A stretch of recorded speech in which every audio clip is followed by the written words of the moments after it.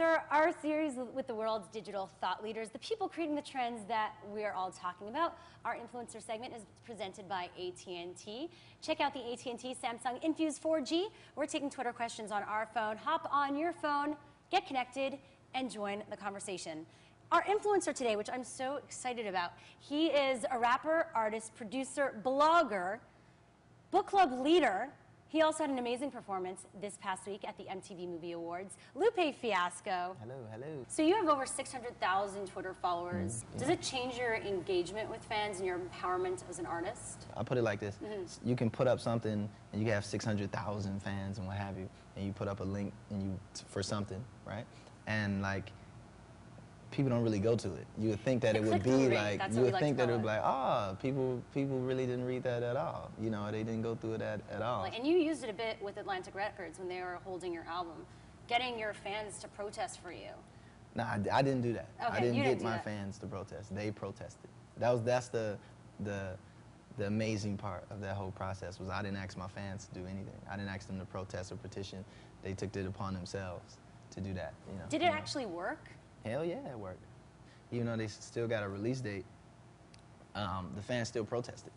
You know, they still came out. Yeah, they still came out. At first, it was RSVP for like 1,000 people, and once they got the release date, only 250 people came out. But you still had 250 kids all dressed the same with picket signs in front of Atlantic Records in the middle of the heart of the financial district in New York, you know, chanting Lupe Fiasco. Brings the power back to the artist. As far as power, I think that the power has always been with the fan. Like, 'cause at the end of the day, those are their customers. You know, these are your customers coming, demanding the product that they want to buy. So your latest album, Lasers, and the single Words I Never Said, is pretty politically charged. And that's actually an anomaly for a pop artist. You realize that, right? And I mean, you do mention, though, going against Obama. My fight against terrorism, to me, the biggest terrorist is Obama in the United States of America.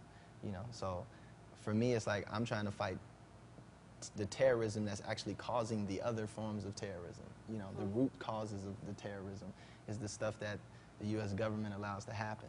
You know, and the foreign policies that we have in place in different countries that inspire people to become terrorists.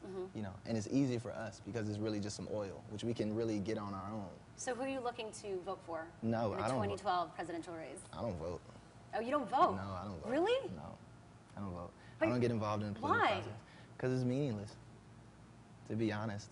Really? Because you vote, first of all, you know, I'm a real big believer. If I'm going to vouch for someone, then I'm going to stand behind everything that they do, right? So that could be you, that could be the cameraman.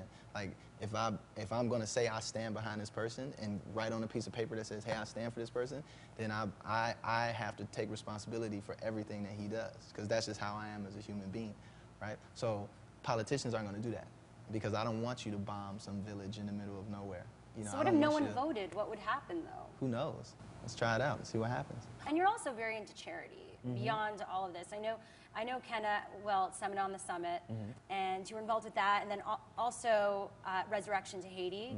You gave proceeds of that song to charity. So do you think social involvement is a responsibility for artists today, and how do you intertwine social media into all of that? I think, you know, like charity and being socially responsible is a responsibility for everyone. You know, we're human beings, we're tribal creatures, you know, in a group. That's where we survive, you know. That's the nature of our kind of existence. And so you definitely have to have a responsibility for other people that are around you, you know, to see them succeed and what have you, or just to see them do better. So I think that's beyond me being an artist. Even if I wasn't an artist, I'd be doing the same thing. When I wasn't famous, I was doing the same thing. When I didn't have money, I was doing the same thing. You know, I'm still helping wherever I could. Me and my sister just started an organization called the Lupe Fiasco Foundation in Chicago, which is based on literacy and promoting health and wellness and education and all of that good stuff. And so, you know, the social media aspect of it comes in, it's that reach, you know, it's that big voice. And so we exploit it to the fullest extent, you know, to get that message of positivity or link to this charity or, you know, just this is the new book of the week or whatever we can do to kind of inspire that. And amplifies it. We actually have a Twitter question, speaking of Twitter, from Yaniv Fitucci. Thanks for the question. He wants to know when we're going to hear from your punk band Japanese Cartoon again. Japanese Cartoon. We had the one album called In the Jaws of the Lords of Death, which we put out last year, I think, last year, whatever, for free. And we'll probably hoping to have another piece of music. I don't want to say an album or EP, but just another piece of music out, hopefully by the end of the year. Okay. Yeah. And of course, you just announced the AT&T Music For You concert. You're headlining for fans in Chicago, August 23rd, your hometown. Yeah, man. Shout out to Gotta you. love that. For more, check it out, facebook.com/AT&T. So thank you so much for being here. Appreciate it. Thank you. You have so much going on.